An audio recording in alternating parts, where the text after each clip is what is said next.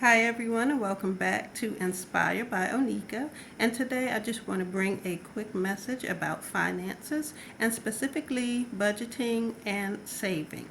Okay, so those are two different things. Now, one method that I would like to talk about is the 50-30-20% rule, and that just basically is your income should be 50%. You should spend 50% of your income on your needs, like the roof over your head, so your mortgage or your rent. 30% would be for entertaining, dining, things that you want, your wants in life, 30%. 20% would be for saving.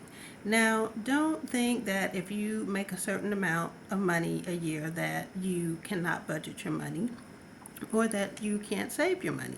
Now, I used to be one of these people. I thought there's no way I can save anything because most of what I'm bringing in is going towards my bills and my living expenses, but you can really do it. So it will require you to take a long, hard look at your finances, what's coming in, what's going out, that kind of thing. So it will require some effort and some, a change in your lifestyle basically. But it can be done, and let's face it, it's worth it.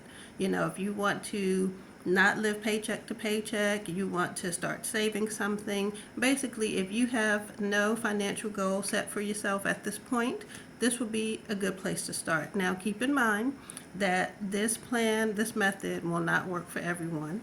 Everyone has different financial obligations and, things going on in life. But if you have no financial goal set for yourself or a financial plan, this may be a good place to start.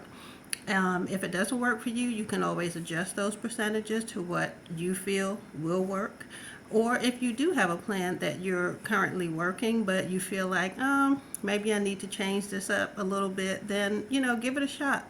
It's all worth it. It is all worth it. So some things we can do would be, let's say you're guilty of that, $5 cup of coffee every day or whatever drink of choice. Guess what? That adds up because let's say you work say 5 days a week, you get a coffee or a drink every day. That's $25 a week. You do the math on that. You see how much you're spending on wonder that masterful drink you get every morning. So one way you can save money with that is bring your own coffee. Don't go to these coffee shops. And I mean, of course, it may taste better, but guess what? If you make your own concoction, you make your own breakfast drink, it'll probably taste better.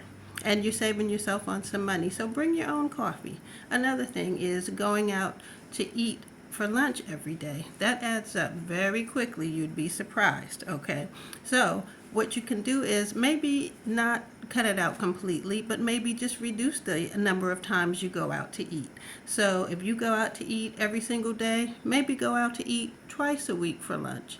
The other 3 days, bring your lunch. You'll save a lot of money. Of course, you got to put some effort into preparing those lunches, but it's worth it. That's money in your pocket that you'll be able to budget and save for things in the future, the very near future. And so other things too would be if you splurge on shopping. Some of us, we love to shop, and that's okay. But maybe cut back on that. It could be, shoes, clothes, hair, nails, whatever it is that you like to splurge on. Maybe just cut back just a little bit. Just kind of keep an expense log of what you're spending your money on.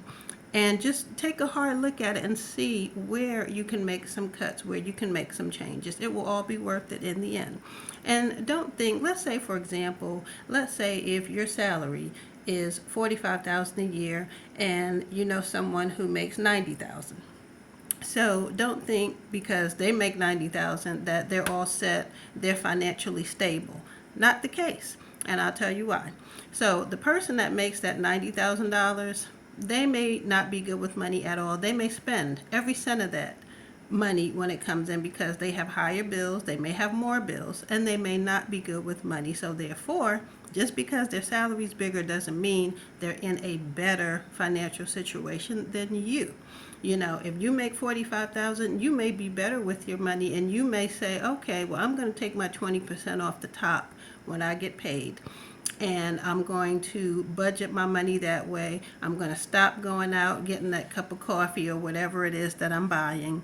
I'm going to cut back on my shopping. I'm going to start bringing my lunch. Some days, more days than not, I'm going to start bringing my lunch. Whatever it is, just, you can do it. It can be done. So don't compare your situation to someone else who you think from the outside looking in is in a better financial standing than you, because that may not be the case all the time. And so like I said, you may make a $45,000 a year salary, but you may be better. You may be budgeting your money. You may be saving your money. But that person that's making that salary twice as much as you, they may not at all. They may spend that check before it even gets into their account. They may already know, okay, I'm spending X, Y, and Z. They have more bills than you. They're working on, a higher financial, plane. Just use that. So don't compare yourself to others, number one. And, the key to all of this, if you want to have financial freedom, and you want to have some money in your pocket, not live paycheck to paycheck, this is one way to get started, but that's the key, getting started. You have to sit down, take some time. This is for you. You have to do it. If you want financial freedom and you feel like you can't ever catch up, you can't, keep up or whatever, this is one way to get started. And there are a lot of resources online to help you get started with this. So, if you're not good with budgeting or numbers or whatever, there are resources out there that you can use. And one resource it's called Investopedia. They have other things about, not just savings, and budgeting. They have things about retirement, investing, just all kinds of things. So just check it out. And there may be something there that you can use, but the key is to get started. You have to take a cold, hard look at your finances, what you're spending your money on, what you can cut back on, and what you can do differently. So that was my message for today, and I thank you for stopping by for my message about financing, budgeting, and saving. And everyone be well and stay blessed.